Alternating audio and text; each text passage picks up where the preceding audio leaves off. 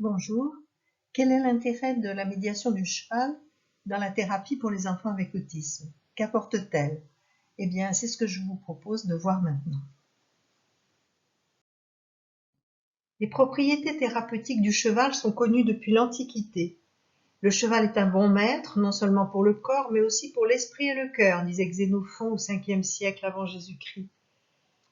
Pour le professeur Lelore, des échanges s'établissent entre l'enfant et le cheval et favorisent l'acquisition de l'activité musculaire, de l'équilibre, de la confiance en soi. Cet animal, hypersensible à l'environnement, est un allié qui apaise et qui, à défaut du langage parlé, utilise le langage du corps. Temple Grandin a décrit l'effet apaisant que lui procure le contact avec le cheval et le mouvement du cheval.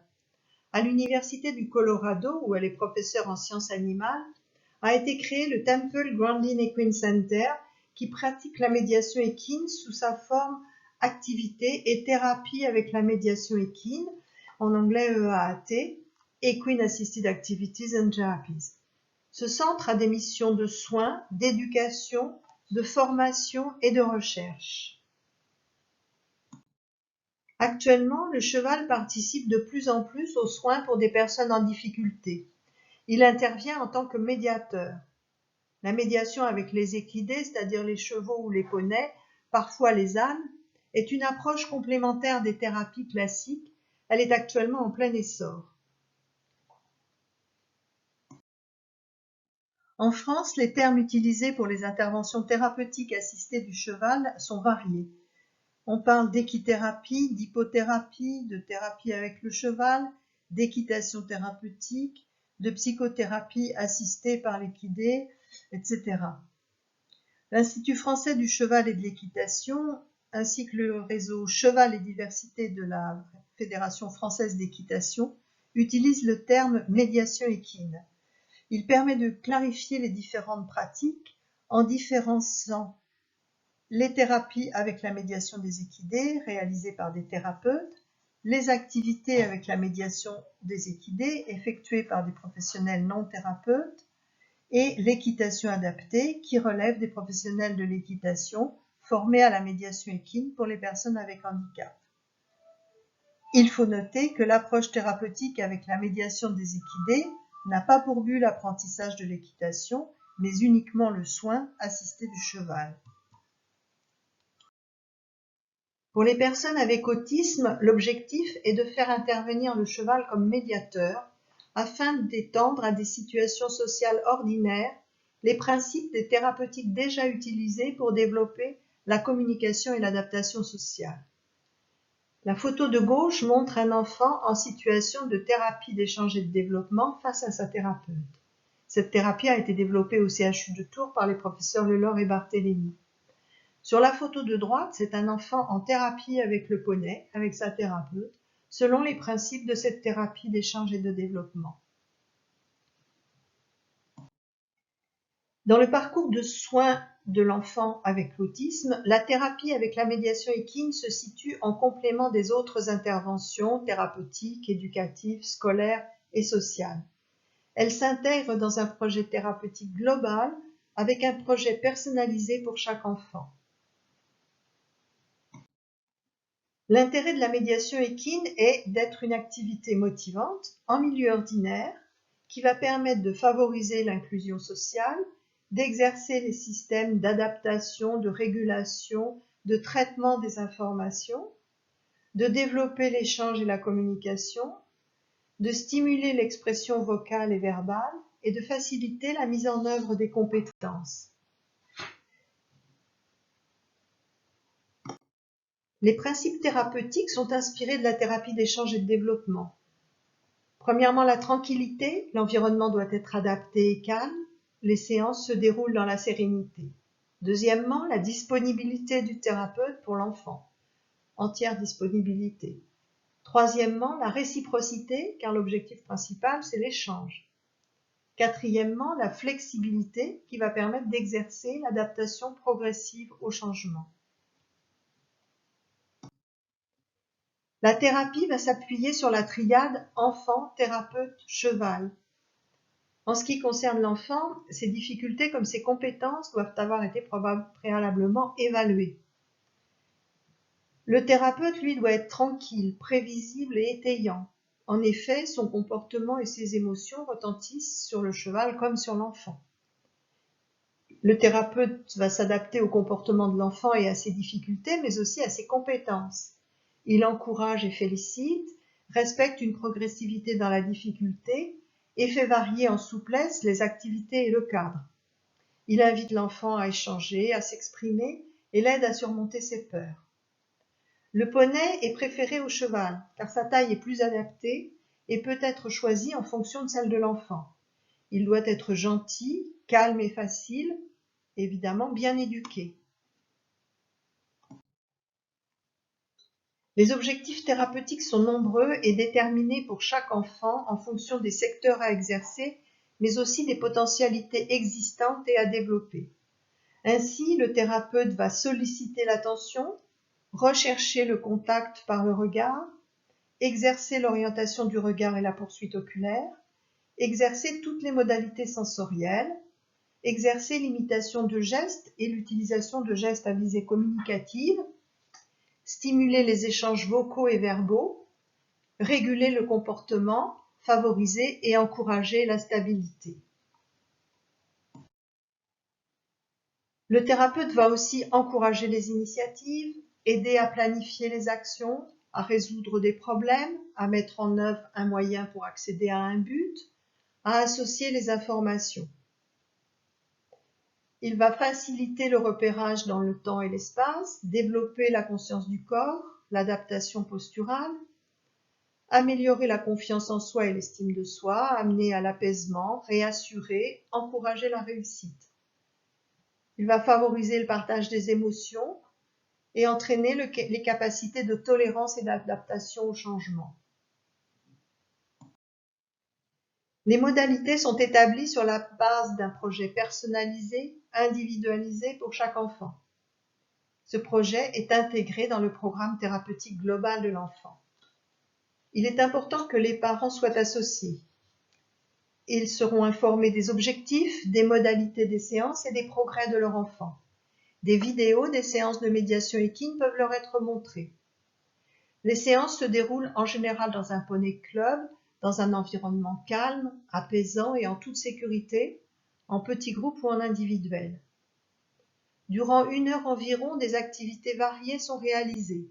Observation du poney au box en liberté, préparation du poney avec le pansage, c'est-à-dire la toilette du poney, l'enfant le brosse, le soigne.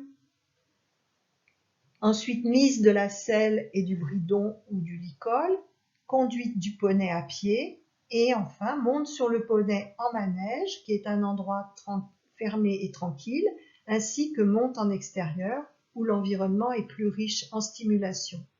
À la fin de la séance, à nouveau des soins pour le poney et le ramener dans son lieu habituel.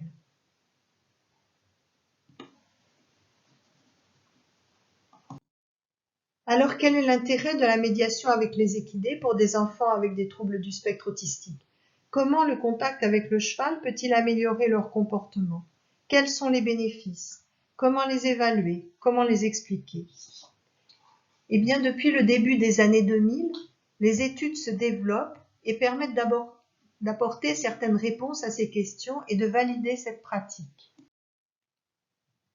Les interactions entre l'enfant autiste et le cheval, qui sont étayées par le thérapeute, vont permettre le développement et la régulation de processus psychophysiologiques. Les fonctions qui sont impliquées dans les modalités sensorielles, perceptives et cognitives permettant l'adaptation du sujet à l'environnement social sont exercées grâce à la médiation du cheval. Ces fonctions sont l'attention, la perception, l'association, l'intention, le tonus, la motricité, l'imitation, l'émotion, le contact, la communication. La rééducation de ces fonctions amène une amélioration des capacités d'échange, de communication et de régulation cognitivo-émotionnelle et motrice. L'évaluation des résultats des séances de thérapie avec la médiation du cheval a pour objectif de prouver l'efficacité de cette approche. On parle de bonnes pratiques validées par la recherche ou evidence-based practice. Cela permet aussi de réajuster, si besoin, en fonction des résultats, les objectifs et les modalités. Une étude que j'ai réalisée au Centre universitaire de pédopsychiatrie du CHU de Tours et que j'ai publiée en 2010 a analysé les résultats des évaluations quantitatives pour 6 enfants avec troubles du spectre autistique qui étaient âgés de 5 à 7 ans. Ils présentaient un autisme léger à sévère selon les cas et recevaient des soins à l'hôpital de jour à temps partiel. 5 d'entre eux étaient scolarisés à temps partiel en école maternelle avec projet personnalisé de scolarisation et aide individualisée. Les séances de médiation équine étaient gratuites pour les familles. Ces 6 enfants ont bénéficié de 19 séances de thérapie avec la médiation du poney durant une année scolaire. 4 d'entre eux ont pu continuer pendant une deuxième année et ont effectué au total 30 séances. L'évaluation quantitative des résultats a été effectuée avant les séances, puis sur les vidéos des séances 1 et 19, à l'aide d'instruments validés couramment utilisés dans le service. L'échelle des comportements autistiques, ECA de Barthélémy et al., et grille d'évaluation fonctionnelle des comportements, l'EFC d'Adrien et al. L'analyse neuropsychophysiologique de ces résultats a montré une diminution du score d'efficience relationnelle à l'échelle des comportements autistiques et une diminution des scores à la grille d'évaluation fonctionnelle des comportements, témoignant des améliorations particulièrement pour la communication, l'imitation, la régulation perceptive, émotionnelle et motrice. Cette étude a inclus une comparaison avec un groupe témoin, 4 enfants de l'étude bénéficiant de soins à l'hôpital de jour associés avec la thérapie assistée du poney ont été comparés à 4 enfants recevant des soins à l'hôpital de jour sans médiation équine associée. Ces 2 groupes étaient appariés par âge, diagnostic, score CARS et niveau de développement. Pour ces 2 groupes, les évaluations ont été réalisées à l'hôpital de jour avec évaluation initiale et finale. La comparaison avec le groupe témoin montre une amélioration plus importante pour le groupe qui a bénéficié de la thérapie avec médiation équine en complément des autres interventions.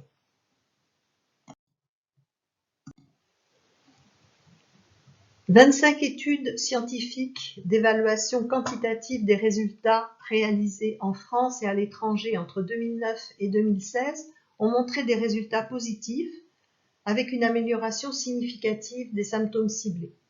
En comparaison avec les groupes témoins, les progrès étaient plus importants lorsque les soins psychoéducatifs classiques étaient associés à la thérapie avec le cheval. Parmi les 25 études que j'ai décrites dans mon livre, on peut remarquer l'étude de Gabriels en 2015 à l'Université du Colorado aux USA. Elle est particulièrement intéressante car elle a concerné une population de 116 enfants avec TSA âgés de 6 à 16 ans et répartis en 2 groupes, 58 enfants pour le groupe expérimental ayant bénéficié de 10 séances de thérapeutique horseback riding et 58 enfants pour le groupe contrôle. Les évaluations ont été réalisées à l'aide d'instruments standardisés et validés. Elles ont montré une amélioration de l'irritabilité, de l'hyperactivité, de la cognition sociale et de la communication par le langage. Bass, en Floride, a analysé en 2009 les résultats de 12 séances de thérapeutique horseback riding pour 19 enfants avec troubles du spectre autistique âgés de 5 à 10 ans et les a comparés à un groupe contrôle de 15 enfants. Il a observé une augmentation des réponses sensorielles et de la motivation sociale, une diminution de l'inattention, de la distractibilité et des comportements inactifs.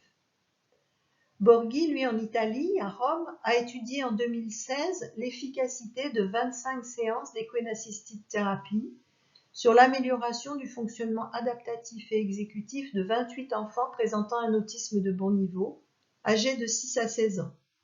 Les résultats montrent une amélioration du fonctionnement social, des habiletés motrices et des fonctions exécutives, en particulier des capacités de planification. Les bénéfices sont liés à plusieurs facteurs: l'environnement et le contact et la relation avec le cheval, le mouvement et les effets physiologiques. En médiation équine, l'environnement convient bien aux enfants avec autisme. Il est calme et structuré et des repères visuels sont utilisés avant et pendant les séances. Les activités sont motivantes. Ainsi, il va être médiateur de bien-être, facilitateur des interactions et du comportement adaptatif. Le contact et la relation avec le cheval, ou le poney pour les enfants, intervient évidemment. Le poney est facile à décoder et il a peu d'expression faciale contrairement aux humains. Il est doux, il est chaud, agréable à caresser. Il va témoigner de l'empathie à l'égard des enfants et il supporte leur comportement particulier. Il va aussi engendrer de l'empathie de la part des enfants qui peu à peu s'intéressent à lui, s'occupent de lui, perçoivent ses besoins. Et certains enfants parlent de leur poney à leurs parents et demandent de ses nouvelles entre les séances. Il a un rôle apaisant et structurant et il favorise l'apprentissage de règles. Il porte l'enfant, lui procure des sensations agréables et il permet de canaliser la motricité ainsi que d'éviter la recherche d'isolement. Il va générer des coactions, selon le terme de Montagnier, et il y a réciprocité entre lui et l'enfant. Le poney et l'enfant agissent ensemble et le comportement de l'un agit sur le comportement de l'autre. Cela permet de développer les comportements interactifs. D'autre part, cette situation est valorisante et elle augmente la confiance en soi et l'estime de soi. Le mouvement, lui, va entraîner une stimulation multisensorielle qui va exercer les fonctions sensorie-intégratives et permettre l'intégration des influx visuels, vestibulaires et proprioceptifs. Il favorise l'exploration visuelle, l'expression vocale et verbale.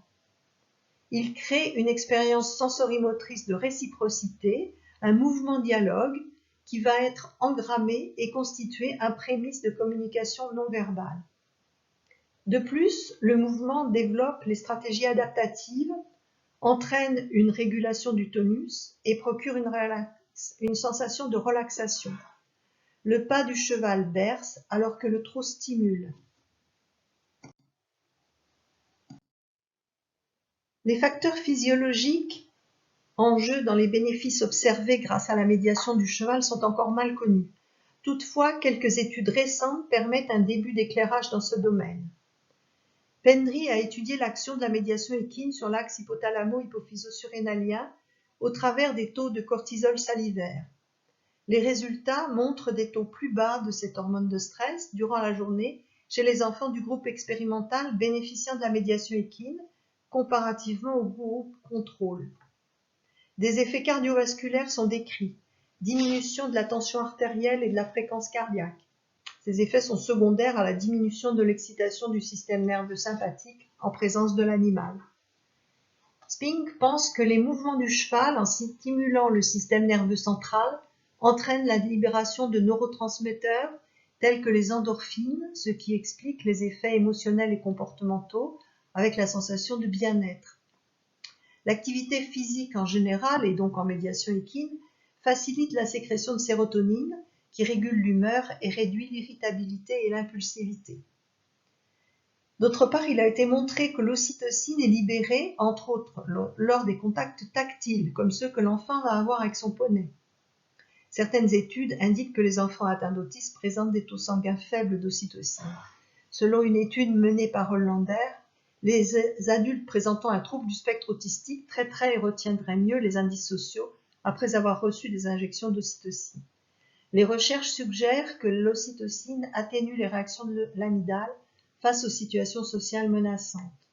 Les études réalisées chez l'animal indiquent que l'ocytocine joue un rôle dans la compréhension des interactions sociales et le traitement des indices sociaux. Elle permettrait aussi de diminuer les comportements répétitifs, d'après Hollander. D'une façon plus large, la médiation équine va permettre à l'enfant de s'épanouir, de prendre plaisir, de s'ouvrir au monde, de suivre un parcours ordinaire, de partager, d'observer, de ressentir, de réfléchir, de s'exprimer, de s'autonomiser, de s'affirmer et de prendre confiance en soi. Alors pour conclure, on peut dire que la médiation du cheval est actuellement utilisée internationalement en tant qu'intervention complémentaire pour des enfants avec autisme, ainsi aussi que dans d'autres indications d'ailleurs.